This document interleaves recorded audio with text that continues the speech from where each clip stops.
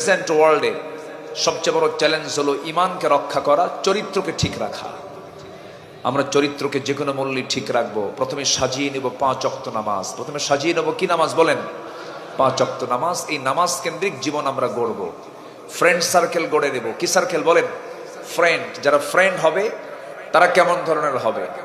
5 ওয়াক্ত নামাজ দিয়ে আমাদের প্ল্যান আগে সাজায় নেব। আল্লাহ কবুল করুন, জোরে বলি আমিন।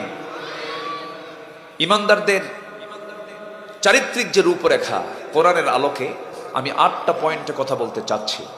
আমাদের সময় একটু বেশি লাগে, দিনের বেলা তো সময় কম পাওয়া যায়, তো যতটুকু সময় বলবো আমাকে সময় দিচ্ছেন তো নাকি?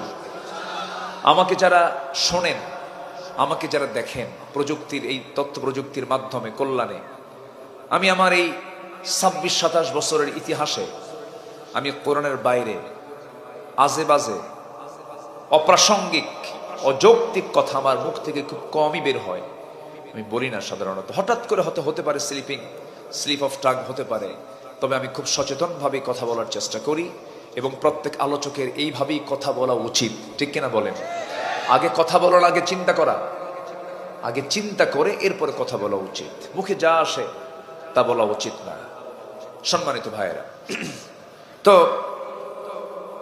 1 নম্বর চারিত্রিক আদর্শ, চারিত্রিক রূপরেখা 1 নম্বর হচ্ছে সে ব্যক্তি ইমানদার যার অন্তরে সর্বক্ষণ আল্লাহর দিলটা, মানে আল্লাহর ভয়ে দিলটা কাঁপতে থাকবে। সে হচ্ছে একজন ভালো ইমানদারের যে লক্ষণটা, তার মধ্যে 1 নম্বর লক্ষণ হচ্ছে সে কি হবে? তার দিলটা কাঁপবে। কার ভয়ে? আসতে বলেন, কার ভয়ে? চারিত্রিক রূপরেখার 1 নম্বর রূপরেখা হচ্ছে, 1 নম্বর রূপ হলো সে হবে আল্লাহর ভয়ে ভীত এবং তার দিলটা সর্বক্ষণ কাঁপতে থাকবে। কার ভয়ে? আল্লাহর ভয়। আল্লাহ আমাকে দেখছেন, আল্লাহ আমাকে শুনছেন, আল্লাহ আমাকে সবকিছু অবজার্ভ করছেন। ভাইরে, এই ভয় ছাড়া মানুষ কখনো ভালো হতে পারবে?